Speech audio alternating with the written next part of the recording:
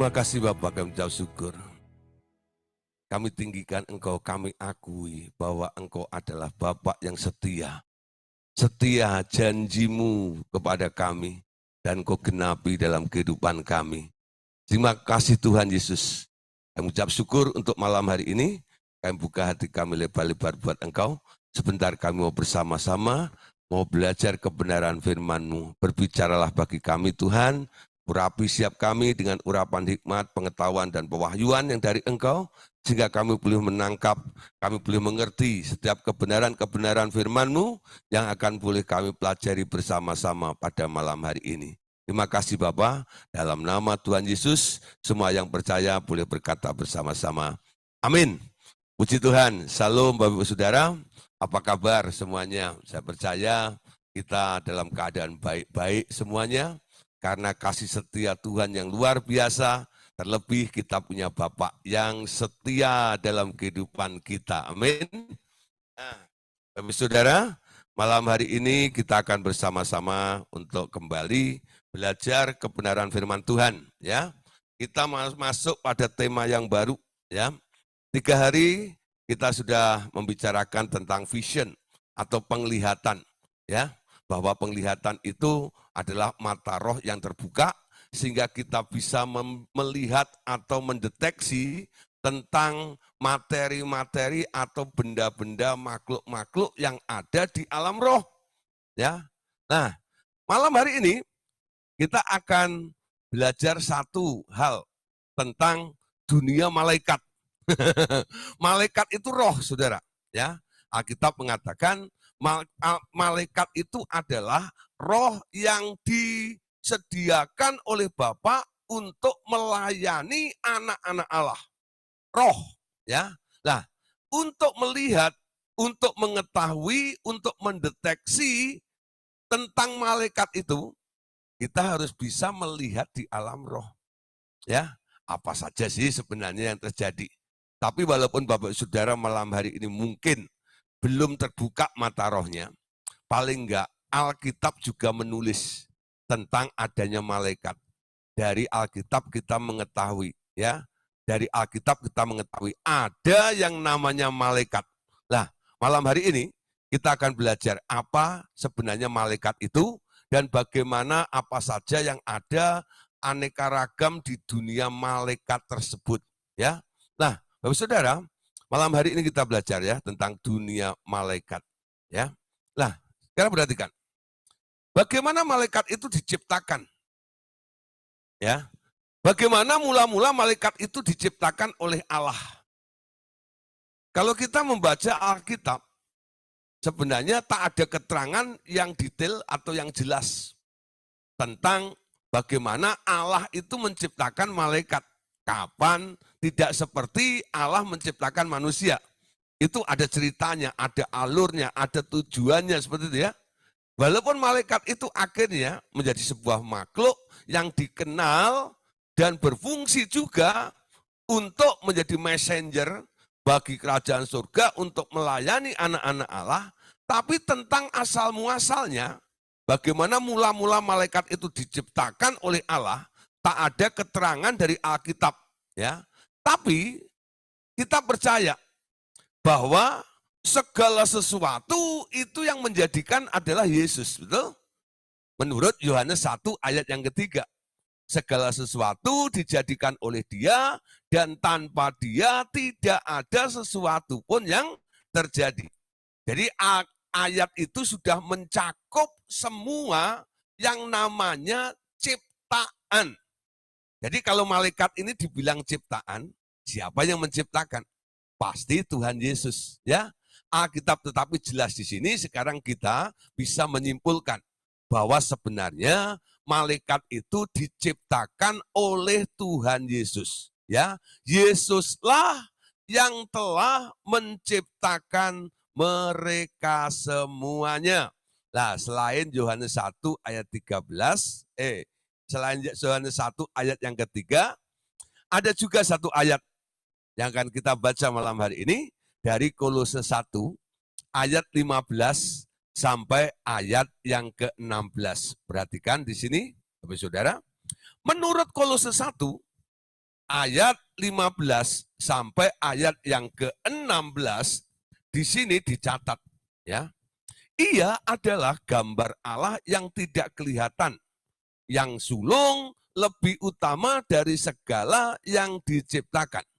Ayat 15 ini walaupun ada kata ciptaan, tapi ini bukan mengacu kepada ciptaan yang diciptakan oleh Tuhan Yesus.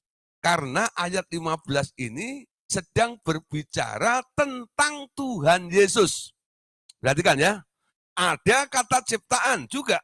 Jadi Yesus itu diciptakan juga oleh Allah Bapa. Ya, Allah Bapa menciptakan Yesus, lalu Yesus menciptakan segala sesuatu kecuali Allah Bapa. Ya, prinsipnya harus begitu. Ya, jadi kalau Anda nggak tahu tentang standarnya, ya, garis besarnya akan bingung. Dan kalau kita bicara tentang penciptaan nanti akan jadi rancu. Ya, siapa menciptakan siapa dan ditugaskan untuk menciptakan segala sesuatu.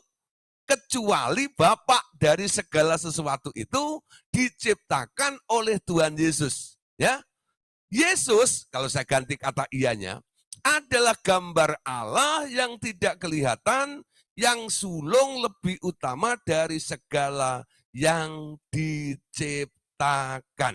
Ayat 16, karena di dalam Yesuslah telah diciptakan segala sesuatu yang ada di surga dan yang ada di bumi, yang kelihatan dan yang tidak kelihatan, baik singgasana maupun kerajaan, baik pemerintah maupun penguasa. Segala sesuatu diciptakan oleh Dia dan untuk Dia. Ya, perhatikan Bu Saudara, nanti dibaca lagi Kolose pasal 1 ayat 15 dan 16 ini. Lalu Anda mulai renungkan. Ternyata ayat 15 itu bicara tentang kapan Yesus diciptakan oleh Bapaknya. Jadi Anda jangan ragu, Anda jangan merasa risih atau merasa nggak enak kalau Anda mengatakan bahwa Yesus itu diciptakan. Banyak sekali orang kalau saya bicara seperti ini lalu ada beberapa orang mulai bilang, Pak, masa Yesus diciptakan? Ya, kalau saya ngomong Anda protes. Tapi Alkitab Anda menulis sejak dulu, ditulis oleh Paulus, Anda nggak pernah protes. Ya, apa yang saya ucapkan, apa yang saya sampaikan bukan karangan saya. Saya mengutip dari apa yang ditulis oleh Rasul Paulus, bukan? Ayat 15 ini perhatikan baik-baik. Ia adalah gambar Allah yang tidak kelihatan, yang sulung lebih utama dari segala yang diciptakan. Jadi Yesus itu diciptakan. Siapa yang menciptakan?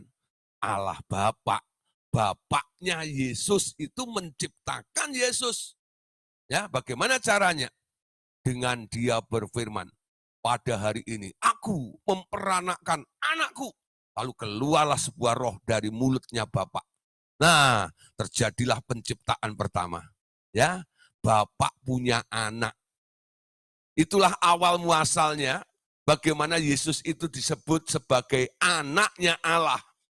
Bapak Ibu Saudara harus bisa menjelaskan, ya, sehingga nanti ya kalau tidak akan menjadi suatu dilema ya, masa Allah beranak dan sebagainya. Nah, nanti ada yang melecehkan, ada yang nyindir ini dan itu, ya. Tapi Anda harus tahu siapa dan siapa antara Bapak dan Yesus itu harus di-split dulu. Bahwa Bapa melahirkan Tuhan Yesus dan Yesus disebut anaknya. Dan Bapa sendiri ketika Yesus dibaptis oleh Yohanes, langitnya terbuka, Dia berkata, inilah anakku. Dari surga mengakui bahwa yang di bumi adalah anaknya. Begitu juga sebaliknya, ketika Tuhan Yesus digantung di atas kayu salib, ketika Dia sudah enggak kuat, lalu mau Dia serahkan nyawanya, ya, waktu ditinggalkan oleh Bapaknya, Dia berkata, Eloi, Eloi, lama sabatani. Bapakku, Bapakku, kenapa engkau meninggalkan aku? Dari bawah nyebut yang di atas Bapak, dari atas nyebut yang di bawah anak. Itu klop namanya. Ya, gampang ya? Jelas ya? Saya harap Bapak Saudara mulai paham. Jadi ini bukan karangan, bukan ajarannya Revival Total Ministry, ya. Tapi ini adalah sesuatu yang dibukakan, disingkapkan, dan sudah tertulis hitam di atas putih di atas Alkitab Anda itu. Ada ayatnya. Bahwa yang di atas Bapak, yang di bawah anak. Betul enggak? Sehingga yang di atas menyebut yang di bawah itu anaknya. Nah, Bapak Saudara ya, jadi si anak itu adalah awal ciptaan bapaknya. Setelah itu Allah Bapa enggak menciptakan lagi. Karena apa? Hal cipta mencipta sekarang didelegasikan kepada si anak itu. Ya, sekarang kamu boleh menciptakan segala sesuatu. Lalu Yesus menciptakan segala sesuatu. Nah, tadi dikatakan di dalam ayat 16 tadi, karena di dalam Yesuslah telah diciptakan segala sesuatu, ya, yang ada di surga dan yang ada di bumi, yang kelihatan dan yang tidak kelihatan. Artinya ya, jadi semua apa yang bisa Anda lihat, yang ada di bumi ini, siapa yang menciptakan? Siapa yang menciptakan gunung? Siapa yang menciptakan laut? Siapa yang menciptakan darat? Siapa yang menciptakan matahari? Siapa yang menciptakan bintang? Siapa yang menciptakan ombak, badai, dan sebagainya? Itu semuanya Yesus yang menciptakan. Ya, nah itu yang ada di bumi, yang kelihatan.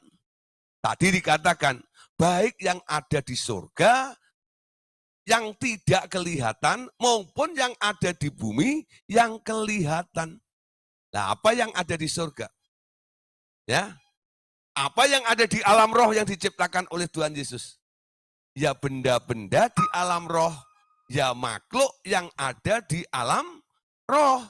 Nah, karena malam hari ini kita bicara tentang malaikat, dan kita mau tahu tentang asal muasal daripada malaikat itu, sekarang kita bisa memastikan bahwa malaikat itu walaupun di Alkitab kita tidak dituliskan ya secara jelas, tapi karena ayat ini bicara bahwa di dalam Yesuslah diciptakan segala sesuatu, artinya termasuk malaikat di dalam segala sesuatu itu.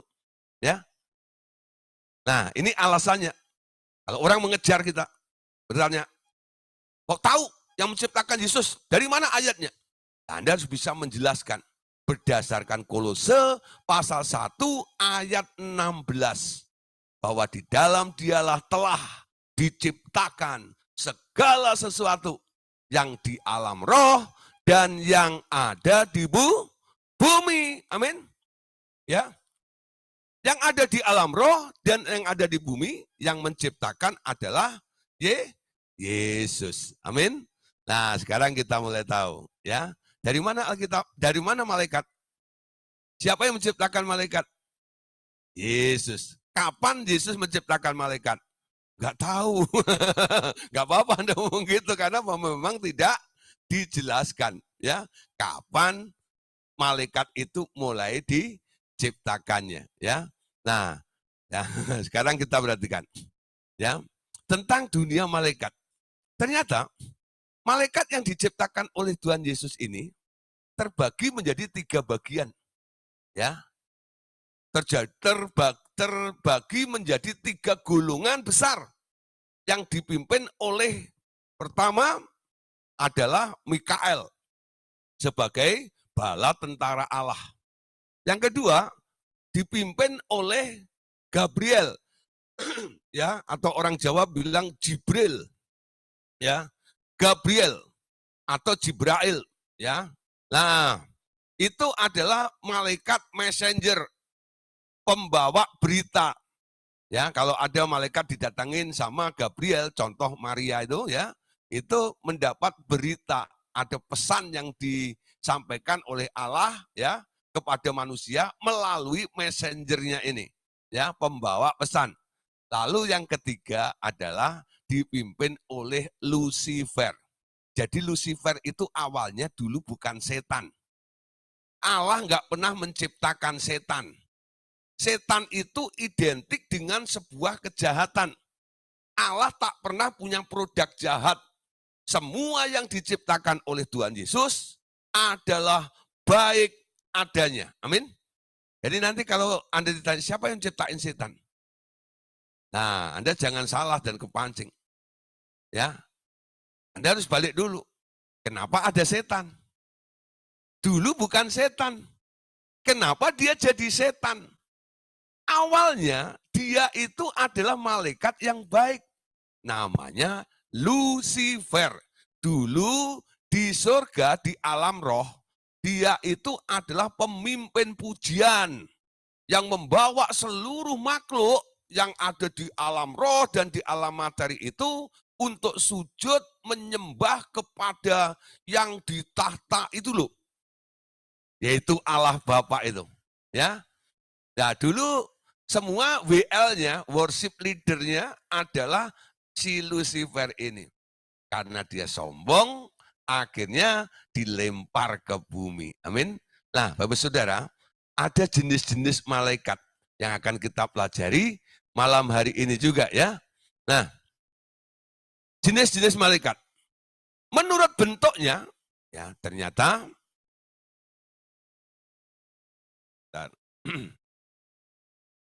nah, malaikatnya lagi terbang. Menurut bentuknya, malaikat dapat digolongkan dalam 4 golongan. Ya, pertama, golongan serafim. Jadi serafim itu yang bersayap 6. Lalu ada kerubim yang bersayap 4 dan bermuka 4. Itu namanya kerubin. Ya, malaikat-malaikat pesuruh, messenger, itu bersayap 2. Lalu ada yang terakhir adalah malaikat-malaikat yang tak bersayap.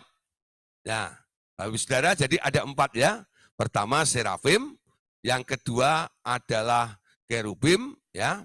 Terus malaikat yang tak bersayap dan malaikat pesuruh, ya. Nah, taunya dari mana? Coba kita lihat ayat ini. Ya. Yesaya pasal 62, ayat yang kedua. Ya. Yesaya itu mendapatkan vision atau penglihatan tentang adanya malaikat. Ya. Dikatakan para serafim berdiri di sebelah. Ya. Para serafim berdiri di sebelah atasnya, masing-masing mempunyai 6 sayap. 2 sayap dipakai untuk menutup muka mereka, 2 sayap dipakai untuk menutup kaki mereka, dan 2 sayap dipakai untuk melayang-layang. Nah, Bapak Saudara, yang mata rohnya sudah mulai terbuka. Ya, nanti kalau suatu kali Bapak Ibu Saudara melihat nih, bilang ada makhluk ya seperti manusia, lalu punya 6 sayap. Punya 6 sayap. Nah, stylenya begini ya. Yang 2 sayap yang di atas itu buat nutup muka tadi katakan ya. Lalu sayap berikutnya untuk terbang ya. Nah, yang 1, yang 2 lagi dipakai untuk menutup kakinya. Nanti kalau Anda lihat ada makhluk seperti ini, Anda bisa berkata, itu serafim. Ya.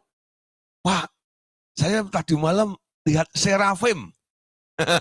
Kok tahu Anda serafim dari mana? Itu Pak, sayapnya 6. Ya, sayapnya 6. Ya, nah, makhluk-makhluk alam roh.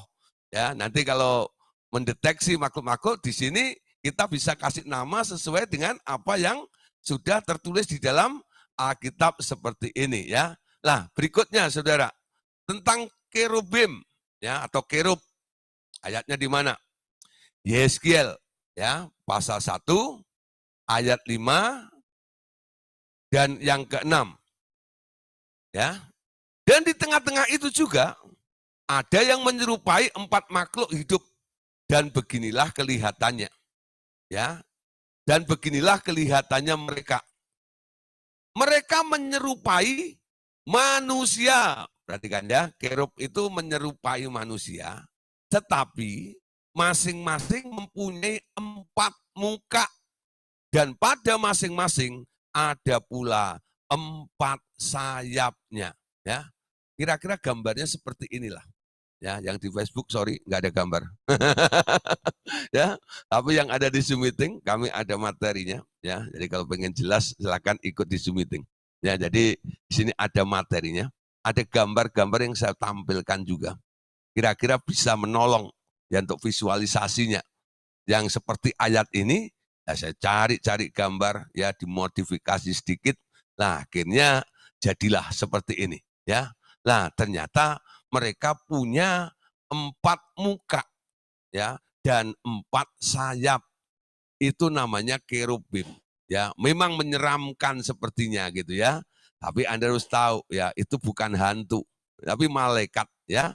Nah, sekarang perhatikan ayat berikutnya, ya. Tentang kerub ini dalam Yeskiel pasal 10 ayat 14 sampai ayat yang ke-15, ya. Masing-masing mempunyai 4 muka. Muka yang pertama ialah muka kerub. Yang kedua ialah muka manusia. Yang ketiga ialah muka singa. Dan yang keempat, perhatikan ya, ialah muka Raja Wali. Kerub-kerub itu naik ke atas. Itulah makhluk-makhluk hidup yang dahulu kulihat di tepi sungai Kebar. Ya, jadi Yeskiel ini mendapat vision ketika dia sedang ada di sungai Kebar itu. Apa yang dilihat tadi? Ya, makhluk yang punya 4 muka itu adalah kerub. Dan diperhatikan oleh Yeskiel ini. Muka yang pertama ialah muka kerub, muka malaikat itu ya, mukanya sendiri.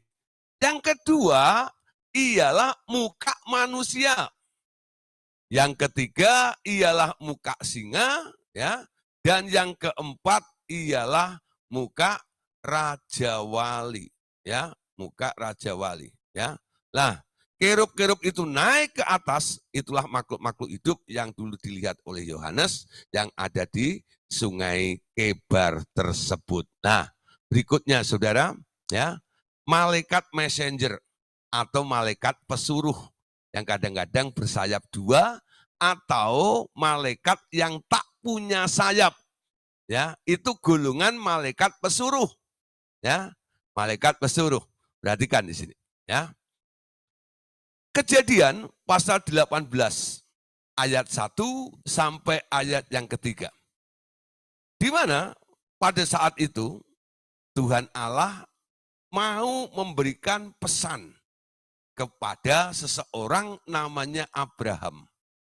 Dia menjumpai Abraham, ya, dekat pohon terbantin di Mamre, ya, di Mamre. Ya, Mamre itu kan di sono, ya, di Mamre. Ya, itu pohon terbantin di Mamre, ya. Nah, disitulah malaikat yang datang itu mirip seperti manusia, nggak pakai sayap, ya. Nah, perhatikan dalam Kejadian 18 ayat 1 sampai ayat yang ketiga. Kita baca sama-sama ya. Kemudian Tuhan menampakkan diri kepada Abraham dekat pohon terbantin di Mamre. Sedang ia duduk di pintu kemahnya waktu hari panas terik. Jadi ini siang bolong ya, siang-siang hari. Karena apa? Hari panas terik.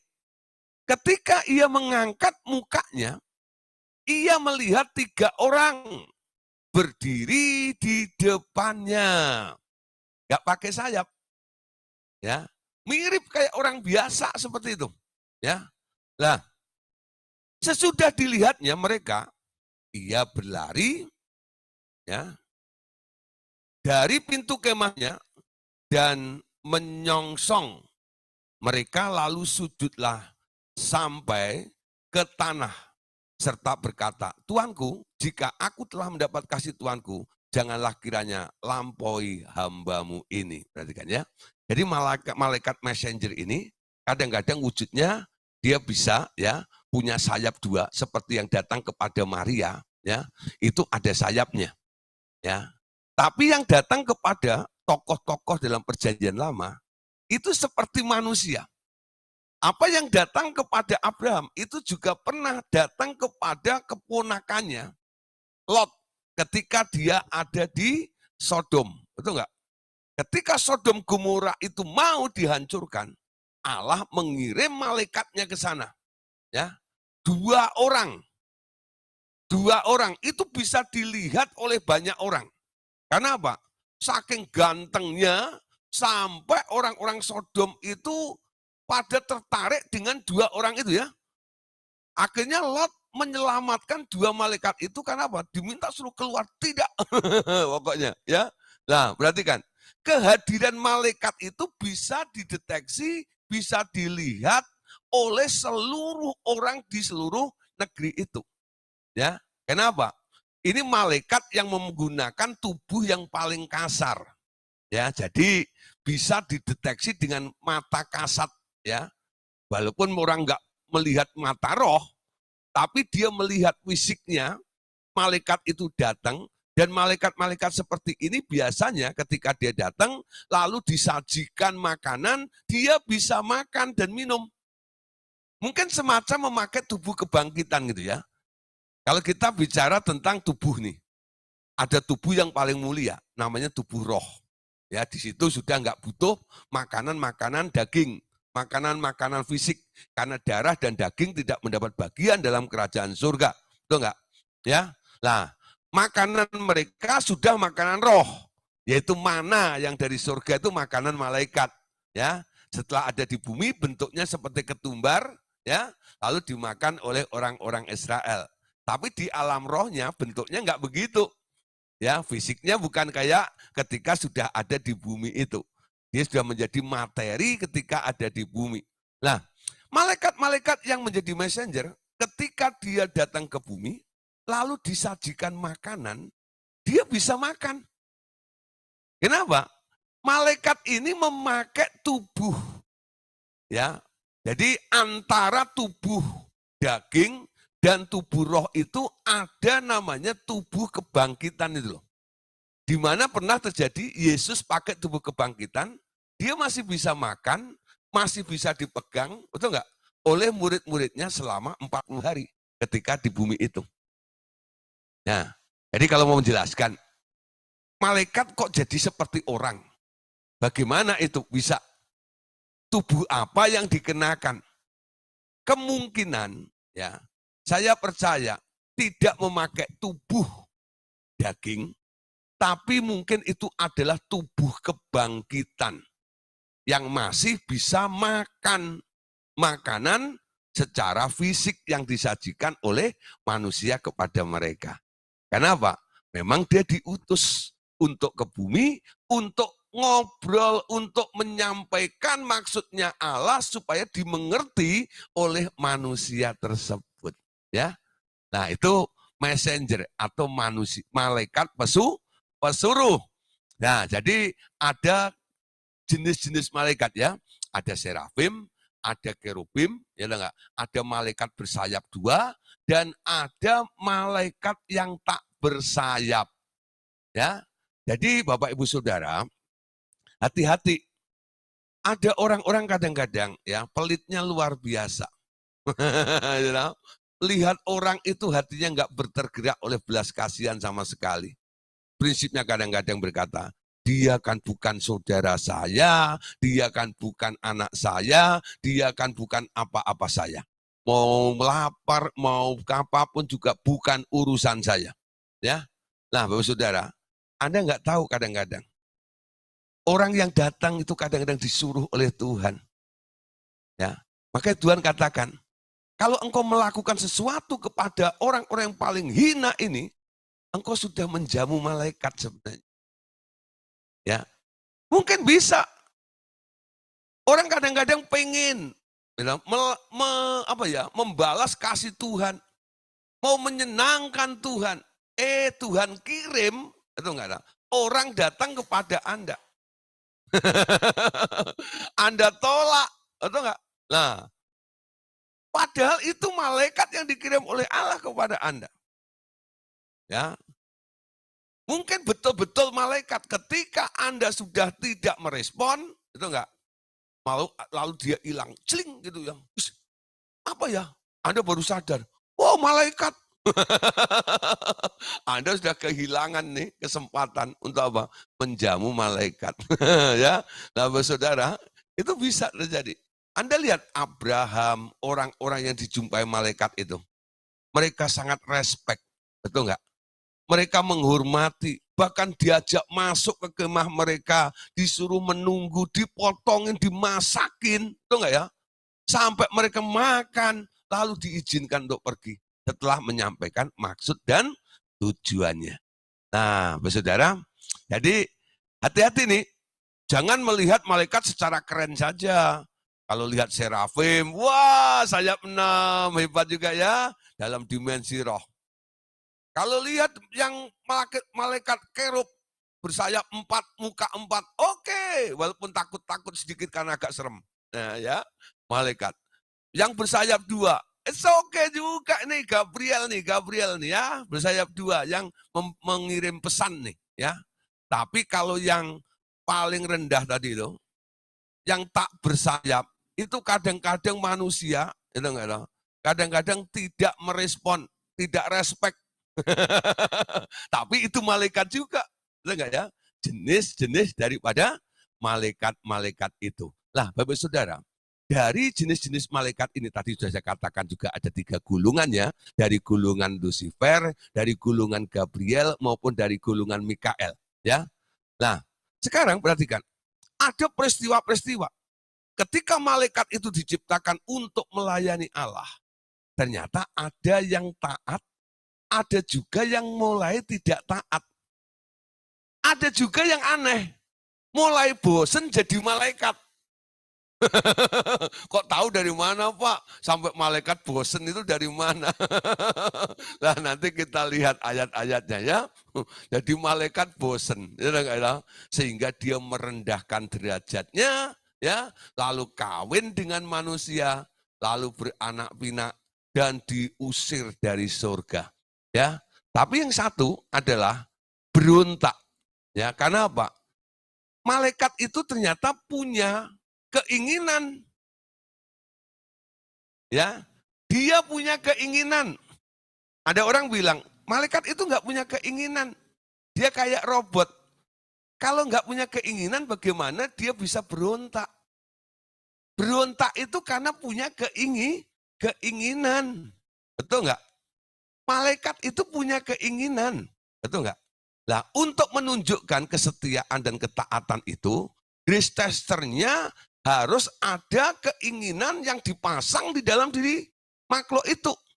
Dibiarkan punya keinginan, ya, apakah dia masih tetap mau nurut dan taat pada kondisinya dan apa yang sudah ditetapkan oleh Allah untuk menjadi makhluk sesuai dengan tugasnya masing-masing, ya.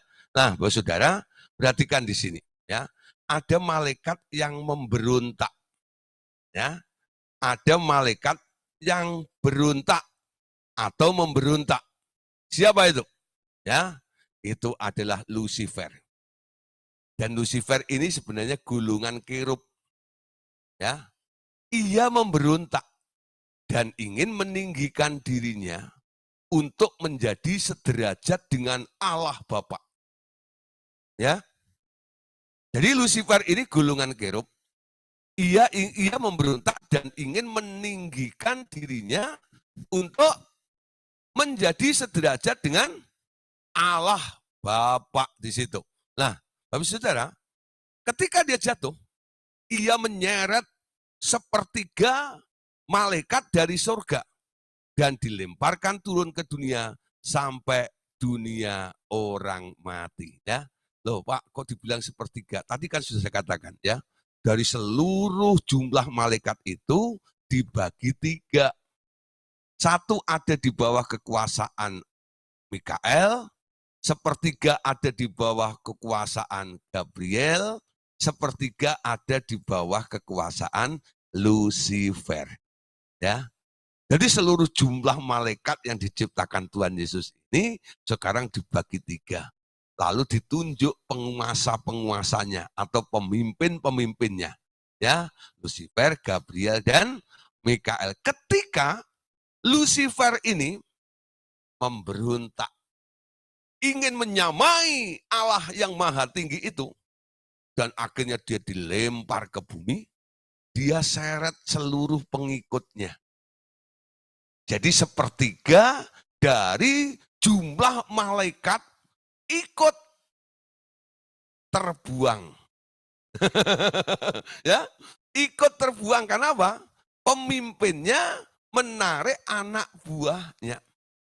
Jadi Anda sekarang tahu ya, yang suka datang kepada Anda, yang suka masuk ke tubuh-tubuh orang hidup, ya, yang nempel-nempel di rumah atau di pohon-pohon atau di satu-satu tempat, lalu dia kadang-kadang ngaku-ngaku, coba kamu, aku Lucifer. Sebenarnya bukan Lucifer. Bosnya Lucifer ini nggak pernah mau masuk atau tinggal di tempat-tempat seperti itu, nggak pernah. Apalagi diusir-usir, itu bagi Lucifer hina, ya enggak? Dia cukup sekali saja diusir oleh Bapak. Dia maunya dihormati, dia membangun sebuah kerajaan, namanya kerajaan dunia. Lalu antek-anteknya ini disebar ke seluruh dunia. Ya, lalu setiap antek-anteknya, sepertiga dari malaikat ini, nanti kalau mulai berdialog, mau diusir oleh anak-anak Allah atau hamba-hamba Allah, mulai ini ngomong, siapa kamu? Aku Lucifer. Tapi bukan Lucifer, itu anak buahnya Lucifer. Ya, nah kadang-kadang kalau saya ketemu kasus seperti ini, ada setan masuk di dalam tubuh orang hidup, lalu saya layani ngaku-ngaku Lucifer, saya bilang nih, siapa kamu? Aku Lucifer. Saya bilang, Lucifer dari Depok. Lucifer dari kampung mana kau? Kamu bukan Lucifer. Kamu anak buahnya Lucifer kan? Ya, kamu itu sekarang ada di bumi lalu masuk-masuk ke tubuh orang hidup, tinggal-tinggal di rumah orang, ada di tempat-tempat tertentu, ada di pohon-pohon dan sebagainya itu. Itu karena kamu dipasang, disuruh sama Lucifer kan? Ya, kamu dikontrol sama Lucifer itu. Ya, lalu saya mulai sebelum saya tengking keluar, saya lakukan ya peperangan rohani tapi secara persuasif. Saya pakai Kolose pasal 1, 19-20. Injil untuk segala makhluk. Saya tawarkan ya. Enaknya jadi hambanya Lucifer itu apa sih? Kamu disuruh-suruh sama Lucifer terus. Memang kamu anak buahnya Lucifer sih. Ya. Tapi sebelumnya kamu itu semuanya adalah hamba Allah bukan? Sebelum turun ke bumi menjadi hambanya Lucifer. Ya. Nah sekarang kamu disuruh-suruh diperintah sama Lucifer begini. Enaknya apa? Coba saya tanya. Kalau kamu berhasil mencelakai orang ya dengan kehadiranmu, membuat bangkrut orang dengan karena kehadiranmu dan ulahmu. Lalu apakah kamu dipuji sama si Lucifer? Ada yang dia jawab, oh enggak. Saya enggak pernah dipuji, walaupun saya berhasil berkali-kali. Nah, saya tanya lagi ya, satu lagi. Kalau kamu gagal melakukan misimu, apa yang dilakukan oleh bosmu? Oh iya, saya diseksa, ya toh? Saya dihajar, diberi sanksi, ini dan itu. Nah, saya bilang, kerja model kayak begitu enaknya apa? Berhasil nggak dipuji, kalau kalah, kalau salah, kamu dihajar, dihukum seperti itu. Enak nggak kerja seperti itu? Ya nggak enak. Nah, mulai ini ya. Nah, ketika dia mulai ngomong seperti itu, saya mulai bilang, mau nggak pindah bos? Aku ini juga hambanya Allah, hambanya Tuhan Yesus. Ya, kalau aku berhasil, aku dapat reward, dipuji oleh bosku. Hei hamba yang setia, betul nggak? Sabaslah, masuklah dalam kebahagiaan Tuhanmu. Ada rewardnya. Kalau aku melakukan sesuatu dalam misi itu lalu gagal, sama bosku nggak dihukum. Diajarin gimana supaya bisa berhasil ke depannya. Kerja seperti ini kan enak, saya bilang. Enak nggak? Ya enak. Mau pindah bos nggak? Ini namanya peperangan rohani secara persuasif. Ya, Iblis itu bukan dihancurkan, kuasanya yang dihancurkan. Ya, iblisnya ditaklukkan. Kata ditaklukkan ini jangan lalu diartikan iblis itu disiksa, dihancurkan, dicincang-cincang, dibom dan sebagainya. Ngerti ya? Jadi kalau ketemu iblis jangan kasar. Ya, mulai lupakan nggak boleh ngomong dengan iblis. Siapa bilang ngomong sama iblis nggak boleh? Nanya kepada iblis nggak boleh. Memberitahu kepada iblis boleh. Nah beda ya. Ngerti maksud saya? Kalau saya tanya nasib saya kepada iblis itu nggak boleh. Kalau saya sekedar nanya namanya boleh. Yesus juga lakukan kok. Ketika ya enggak, orang di Gedara itu keluar, betul enggak? Bermanifestasi. Yesus tanya, siapa kamu? Betul enggak? Saya niru polanya Yesus saja. Kalau saya tanya, ya orang gila lagi manifestasi, nomor berapa yang akan keluar? Lah itu enggak boleh. Itu enggak ya? Nanya nasib saya enggak boleh. Ya, Anda harus ada di atasnya, menguasai dia, lalu mulai menaklukkan dia. Itu misinya seperti itu. Ya, jadi yang gentayangan, yang datang ke tubuh-tubuh orang itu bukan Lucifer. Itu hanya antek-anteknya Lucifer saja. Ya, nah berarti kan ayat tentang Lucifer jatuh itu ada di mana? Ya, itu ada di dalam kitab Yesaya. Yesaya pasal 14. Ayat 12 sampai ayat yang ke-15. Ini adalah ayat terkenal, ya. Dan ini bicara tentang Lucifer. Wah, engkau sudah jatuh dari langit, hei bintang timur, putra fajar. Engkau sudah dipecahkan, ya, dan jatuh ke bumi. Hei yang mengalahkan bangsa-bangsa. Engkau yang tadinya berkata dalam hatimu, ya, aku hendak naik ke langit, aku hendak mendirikan tahtaku, mengatasi bintang-bintang Allah. Dan aku hendak duduk di atas bukit pertemuan, jauh di sebelah utara. Aku hendak naik mengatasi ketinggian awan-awan, hendak menyamai yang maha tinggi.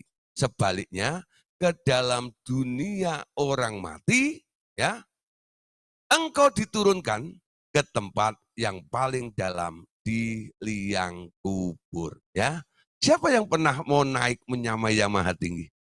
Itu si Lucifer. Dari mana Bapak tahu kata Lucifer? Itu adanya di dalam bahasa Inggrisnya. Oh Lucifer, ya baru adanya di Alkitab bahasa Indonesia tidak ada kata Lucifer. Tapi di bahasa Inggris ada kata Lucifer. Ya, nah ini Mr. Lucy, Lucifer, Lucifer, ya. Nah, Lucifer. Nah, kita perhatikan, Lucifer ini sebenarnya adalah kerub yang dulunya dia sangat dekat dengan tahta Allah Bapa. Ya, dia punya posisi dekat dengan Allah Bapa. Kenapa seperti itu? Karena perannya dia itu seorang worship leaders, ya. Nah, sekarang coba lihat ya. Kalau ada di gereja contoh, ada beberapa orang yang ditugaskan ya. Ada mungkin nih ya, tim kolektan, tim asyir ya, atau tim pendoa syafaat. Ya, yang paling top kan pendetanya atau pengkhotbahnya, ya. Nah, sebelum pendeta itu khotbah, nah itu semua menghadap ke altar namanya mimbar. Mimbar ini gambarannya tahta Allah Bapa saja, ya. Itulah tempat fokusnya semua audiens, ya. Semua makhluk berfokus pada mimbar itu. Nah, disitulah nanti sang pendeta itu khotbah dari mimbar itu. Nah, sekarang pertanyaan saya, siapa yang boleh naik ke mimbar selain pendeta? Pemimpin pujian. Betul nggak? Worship leaders, plus singers. Singernya itu betul nggak ya? Para penyanyi, biduanita, pemusik itu boleh naik ke mimbar. Nah itu teamworknya Lucifer. Makanya dibilang Lucifer itu dekat dengan Allah Bapa karena posisinya. Dia boleh naik sampai ke sono itu. Tapi dia bukan pengkhotbahnya. Dia bukan pengkhotbahnya, dia hanya mempersiapkan, tapi dia boleh ada di dekat itu, gitu loh. Ya, nah, perhatikan ya. Di sini kan kita lihat, dia itu dulu adalah kerub yang dekat dengan Allah Bapa. Ya, tapi karena sombong, kenapa dia bisa sombong? Sebenarnya ada keinginan di dalam dirinya. Keinginan apa sih? Keinginan dipuji. Itu kejatuhan daripada seorang WL, worship leader itu ada di sini. Itu enggak. Karena dia merasa bisa, merasa hebat, ya, bisa nyanyi, bisa membawa hadirat Allah seperti ini. Nah, hati-hati di sini, para worship leaders, ya. Anda sedang ada di tempat di mana dulu Lucifer ada. Dan itu jatuhnya di situ itu. Ketika kebanggaan dirimu dan Anda merasa dirimu hebat di situ, sebentar lagi akan jatuh. Atau enggak? Kenapa? Pasti dia mau jadi yang nomor satu. Makanya dia pengen menyamai yang maha tinggi itu. Ya. Nah, bagaimana dia bisa sampai pada titik pengertian pengen menyamai yang maha tinggi? Ya. Nah, Bapak Saudara, ya, mungkin ceritanya begini. Satu kali Lucifer itu lagi murung. Ya. Lalu didatengin sama temennya, namanya Abaddon. Ya, Abaddon sama Lucifer itu partneran. Terus, kenapa kamu kok murung seperti itu? Iya ya, kita sudah berjuang latihan berjam-jam, berhari-hari. Sampai akhirnya, wah, menghasilkan musik yang begitu indah. Kita telah melakukan konser yang begitu luar biasa.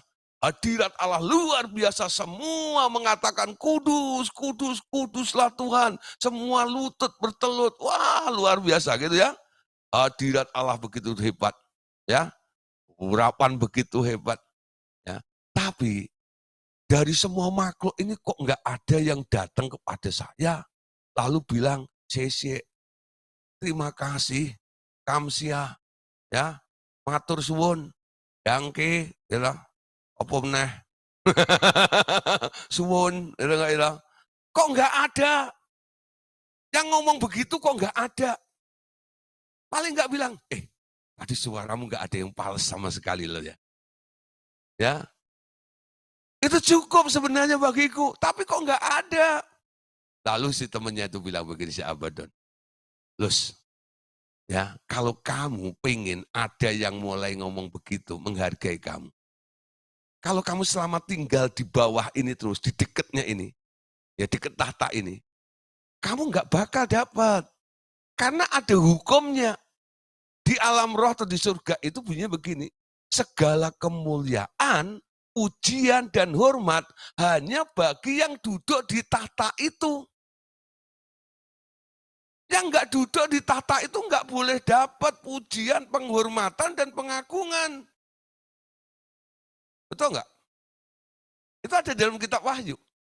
Segala pujian, penghormatan, dan kemuliaan itu tua-tua melemparkan mahkotanya. Lalu dia katakan, semua hanya bagi yang duduk di tahta itu. Siapa yang dimaksud?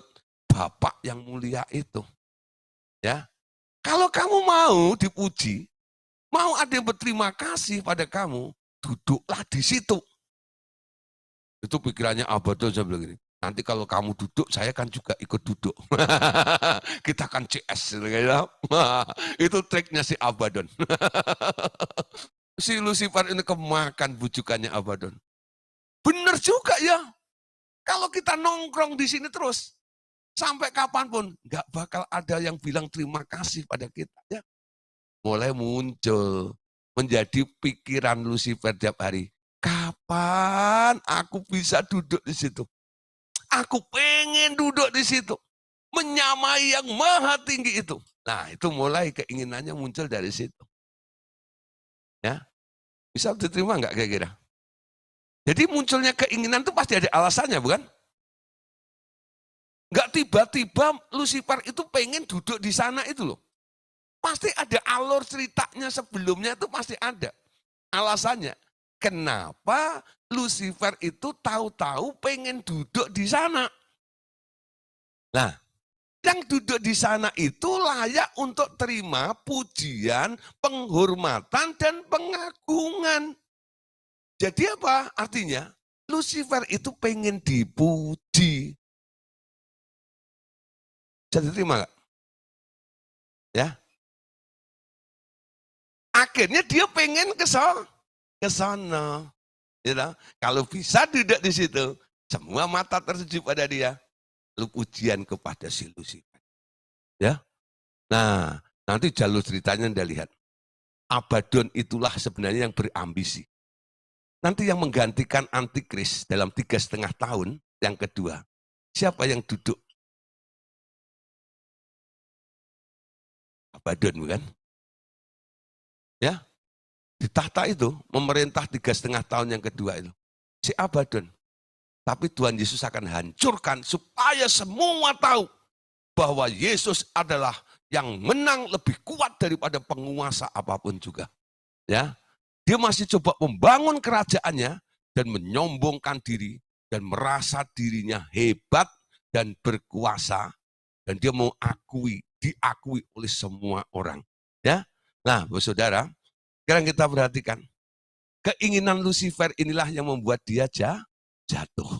Pelajaran apa yang bisa kita petik?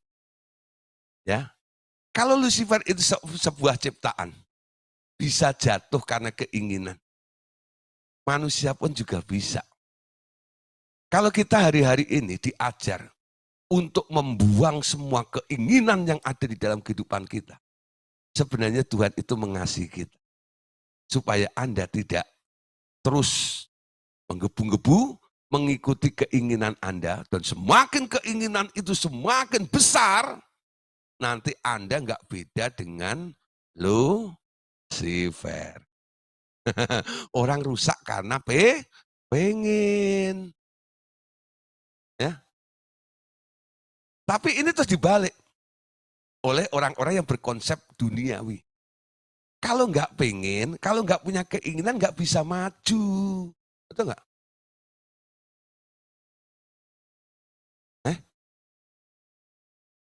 Kalau Anda nggak punya keinginan, Anda nggak bisa maju. Anda nggak bisa berkembang. Harus punya keinginan manusia itu. Tapi sekarang kita lihat, Paulus katakan, jangan mengingini. Titik, nggak ada kekerangan. Nggak ada keterangan di belakangnya. Keinginan itu adalah sumber masalah terbesar dari semua yang namanya ciptaan. Betul nggak? Ya. Dan itu diberikan kepada Anda hanya sebagai grace testernya saja. Supaya kualitasmu itu bisa dilihat oleh Allah sebagai ciptaan yang baik, yang mulia, yang benar sesuai dengan apa yang Dia harapkan dan inginkan terjadi dalam kehidupan kita. Amin. Jadi Lucifer karena pengen, dia menjadi pemberontak. Ya. Anda pun bisa jadi pemberontak. Berontak terhadap Allah. Karena apa? Nafsu keinginanmu yang menguasai hidupmu. Anda jadi berontak.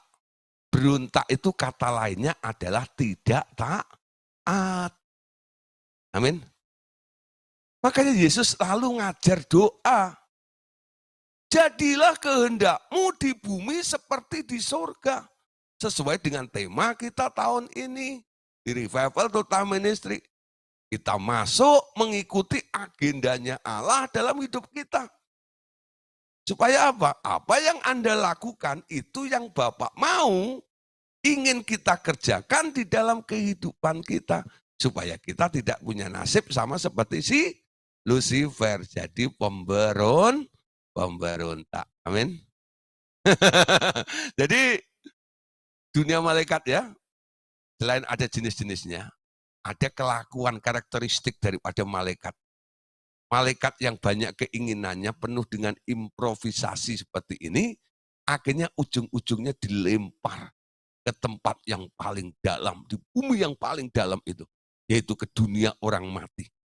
Karena keinginannya, pengen naik, akhirnya dia dilempar di tempat yang paling rendah. Amin. Nah, sekarang ya satu lagi ya.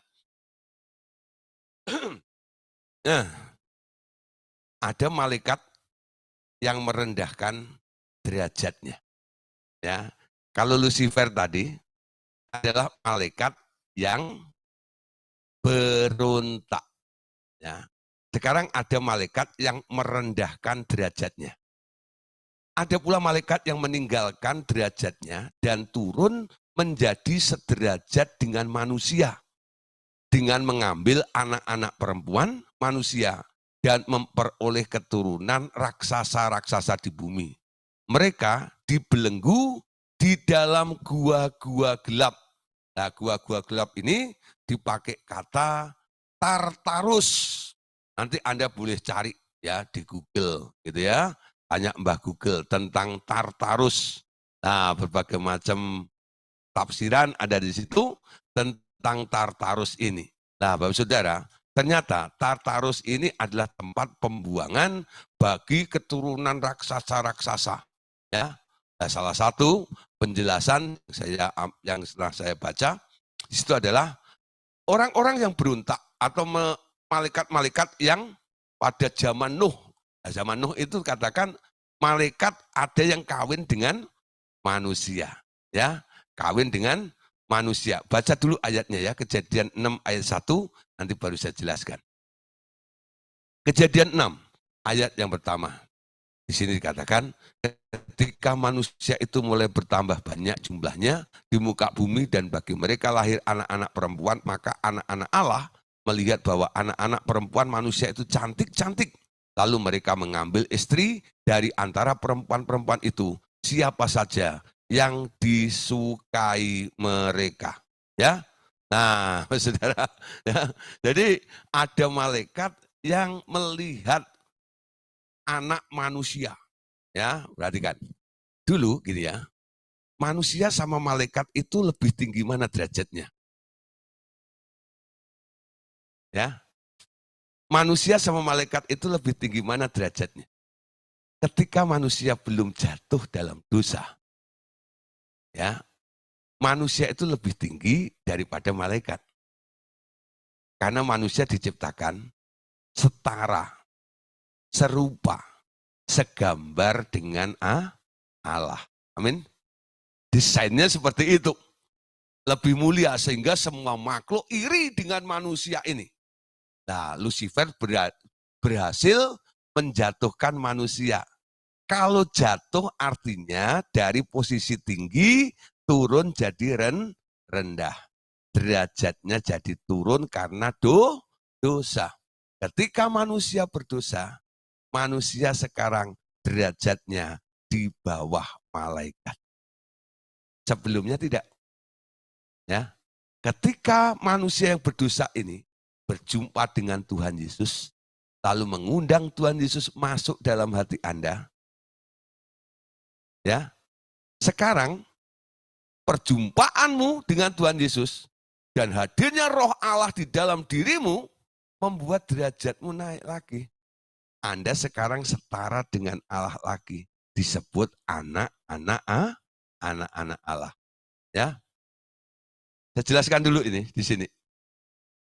Jadi kata menurunkan derajatnya seolah-olah malaikat lebih tinggi dari manusia, bukan? Kenapa saya harus jelaskan dulu begini? Karena ada kata menurunkan. Artinya dia lebih tinggi lalu turun. Nah, turun untuk menjadi seperti manusia. Boleh dikatakan manusia saat itu karena dosa derajatnya lebih rendah daripada malaikat. Amin. Ya. Tangkap baik-baik, catat baik-baik nih, ya. Nah, kenapa manusia turun derajat? Karena dosa. Karena kehilangan kemuliaan, kinclongnya hilang, tinggal bete, butek. Enggak tanpa kemuliaan saja. Itu enggak ya? Nah, saudara, nah, satu kali malaikat yang derajatnya di atas manusia ini melihat anak manusia itu cantik-cantik. Padahal kondisinya dosa ya. Nah, Amsal katakan gini, air curian itu manis. Ya, dimakan dengan sembunyi-sembunyi itu hauce, enak. Betul nggak ya? Ya barang colongan, curian itu kalau dimakan umpet-umpet tuh enak banget gitu ya. Gak percaya, nyolong lah. Anda nyuri gitu ya, Anda makan ngumpet-ngumpet gak ada orang tahu, enaknya luar biasa. Coba Anda nyuri mangga gitu ya. Nah, Anda makan gitu, enak kalau Anda beli mangga gitu, padahal sama mangganya itu. Gak seenak Anda nyolong tadi loh. Nah, gak enaknya nyolong itu apa? Kalau ketangkep digebukin tuh gak enak. Gak tahu. Kalau nggak ketangkep, kalau macam itu, so enak. Kalau buktinya diulang kembali, ya. Nah, nah, saya mau cerita apa sih di sini? Gini loh, ya. Kenapa manusia itu sangat menarik? Saudara, namanya dosa itu sangat menarik. Kalau nggak menarik, manusia nggak suka, betul nggak?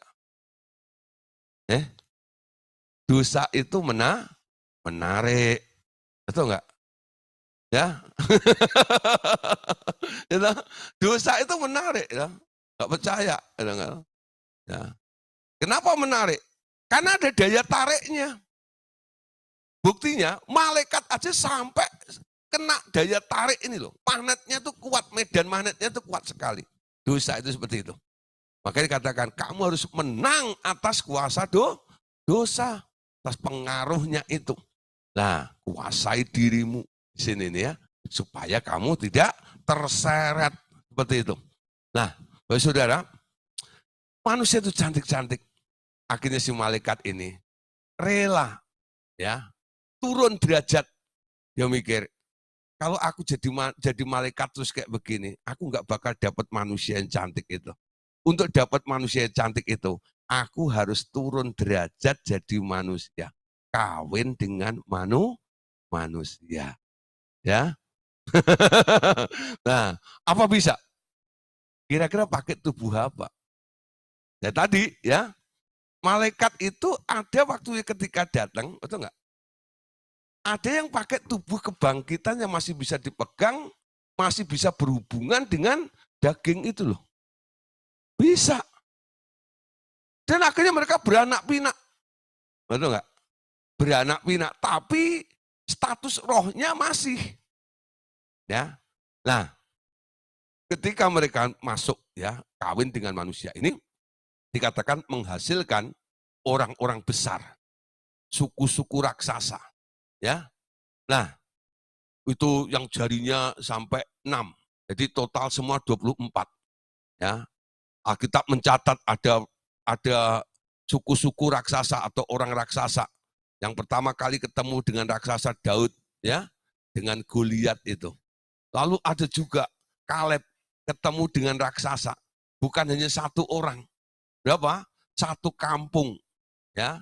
Itu satu kampung di gunung itu, namanya gunung apa namanya? Itu yang dikalahkan oleh Hebron, ya. Hebron itu isinya semua raksasa. Penduduknya namanya Kiryat Arba, ya.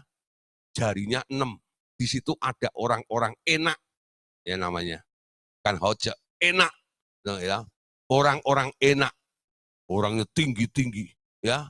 Wah, itu tingginya lebih dari 2 meter semuanya. Ya. Wah, orang-orang besar, orang-orang kenamaan semuanya. Karena apa? Kolaborasi antara malaikat dengan manusia ini. Lah, Bapak Saudara, tapi itu enggak benar.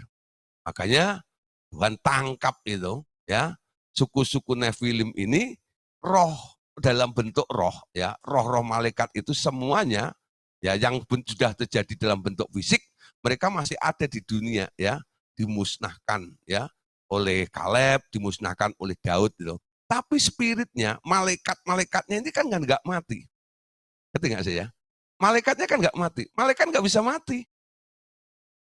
Nanti sampai dihakimi oleh Allah pada hari penghakiman. Umurnya panjang malaikat itu. Nah, malaikat yang jatuh itu sekarang kemana? Kalau Lucifernya kita tahu sekarang ya, dia sedang membangun kerajaan dunia ini, nanti dipersiapkan pada masa antikris nanti. Nah, malaikat yang merendahkan derajatnya ini sekarang ada di mana? Ya, Sekarang kita lihat Yudas pasal 1 ayat yang ke-6. Yudas pasal 1 ayat yang ke-6. Ya. Nah, Yudas 1 ayat 6, dan bahwa ia menahan malaikat-malaikat yang tidak taat pada batas-batas kekuasaan mereka, tetapi yang meninggalkan tempat kediaman mereka dengan belenggu abadi di dalam dunia kekalaman sampai penghakiman pada hari besar. Ya, satu ayat lagi untuk malam hari ini. 2 Petrus pasal 2 ayat yang keempat. Sebab jika Allah tidak menyayangkan malaikat-malaikat yang berbuat dosa, tetapi melemparkan mereka ke dalam neraka dan dengan demikian menyerahkannya ke dalam gua-gua yang gelap untuk menyimpan mereka sampai hari penghakiman. Nah, Bapak Saudara, perhatikan, baik Yudas 1 ayat 6 maupun 2 Petrus pasal 2 ayat 4 ini memberikan keterangan yang sama. Di sini ada kata gua-gua yang gelap atau tempat-tempat gelap ini. Nah, ini dipakai istilah ya, kata Tartarus. Ya, itu tempat pembuangan roh-roh, yaitu malaikat-malaikat yang menurunkan derajatnya.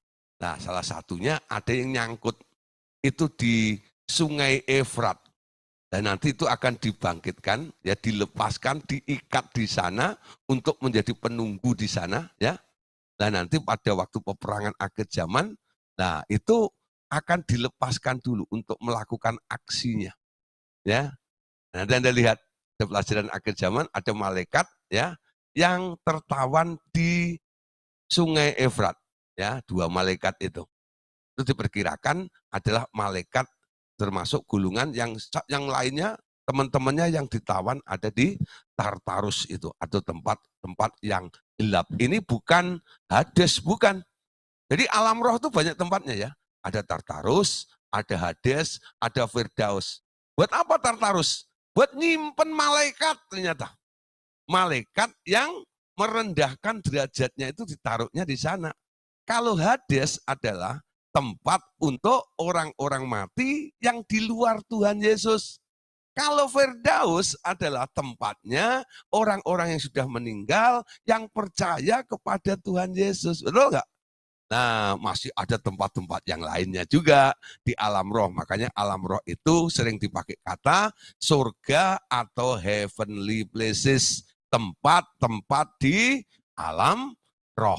Nah, Bapak Saudara, malam hari ini kita sampai di sini dulu ya. Besok kita masih lanjutkan tentang dunia malaikat. Kalau hari ini kita bicara tentang jenis-jenis dan tugas-tugas dan apa yang sudah dilakukan oleh malaikat, ada yang berontak dan ada juga yang merendahkan derajatnya, ya. Nah, besok kita akan bicara tentang kuasa malaikat. Nah, ini untuk mempersiapkan kita belajar bab berikutnya tentang pelayanan malaikat. Nah, Anda boleh melakukannya nanti. Karena malaikat itu diperintahkan oleh Allah untuk membantu kita. Ya, kalau Anda mau tidur nih contoh, Anda jangan minta Tuhan untuk menjaga Anda. Minta kepada Allah Bapa untuk mengirim malaikatnya menjaga Anda tidur. Yang jaga siapa? Bukan Tuhan. Yang jaga malaikat yang dikirim Tuhan. Ingat ya. Jangan jadikan Tuhan itu tukang jaga tidur Anda. Anda ngorok, Tuhannya melotot. Jangan gitu. Nah, biar malaikat yang melotot. Ya. Nah, Anda mau jalan kemana gitu ya, pakai mobil gitu. Minta kepada Bapak Surgawi untuk memberikan 1 malaikat saja. Nggak usah banyak-banyak. Ya, 1 cukup. Kadang-kadang saya bilang ini, Bapak Surgawi, saya mau pergi ke Bandung, ya, minta 1 malaikat yang bisa menguasai dalam segala hal. Betul nggak ya? Apa yang harus aku lakukan, butuhkan dalam perjalanan ini? Itu malaikat all around. Apa saja bisa, model MacGyver. Oh, macam malaikat bisa, semuanya gitu ya. Jangan tuh bilang malaikat surgawi Tuhan, 1000 di mesin, itu enggak lah. Ya, 100 di setiap ban, berarti ban 400, itu enggak lah. Lah, belum di knalpot ada 50. Itu sampai Bandung itu ada malaikatnya hitam semuanya. Kenapa? Dikenal pot, dong, ada yang puyeng semuanya kan taruh di ban, dong, ada yang sampai kepanasan gosong, taruh di mesin. Gak usah lah. Yang masih suka doa-doa begitu, bertobat malam hari ini ya. Minta cukup satu malaikat saja. Ya. Nah, ya. Tapi malaikat yang canggih, yang keren, ya, yang bisa apa saja, minta aja gitu. Nanti Bapak akan kasih, gitu ya. Gak usah 1.000.000 malaikat, 1.000 malaikat, gak usah. Ya, tapi nanti kalau untuk peperangan besar, ya, untuk merebut kota, untuk apa, boleh. Itu berapa jumlah pasukannya. Tergantung musuh kekuatan seberapa, Anda mengimbanginya, ya. Tapi kalau personal, urusan pribadi Anda, jangan terlalu rakus. Ya, sebenarnya banyak kemacetan itu bukan karena banyaknya orang atau kendaraan. Kebanyakan malaikat. Pasukannya satu orang begitu banyak, nggak heran lebih macet lagi. Ya. Ayo, nanti kalau nanti dalam doa ya, yang di SOS segala macam itu nanti ada teman-temannya yang doanya masih ngawur-ngawur seperti itu, ya tolong nih, habis itu mungkin dijapri, diajak ngobrol gitu ya. Tahu nggak, itu gini loh sebenarnya mekanismenya, pelan-pelan, lama-lama sampai mereka mengerti, dan doanya semakin benar, amin. Ya, memang kalau belum tahu ya doanya begitu. Dulu kita juga begitu, betul nggak? Ya, nah tapi setelah mengerti kita jadi tahu, ya, yang benar bagaimana cara berdoa dan mengendalikan semua malaikatnya. Amin. Nah, terima kasih Bapak Saudara untuk kesempatan malam hari ini. Jangan lupa besok kita masih bicara tentang malaikat, tentang kuasa malaikat. Ya, malaikat itu bisa apa saja. Nah, keren lagi ya.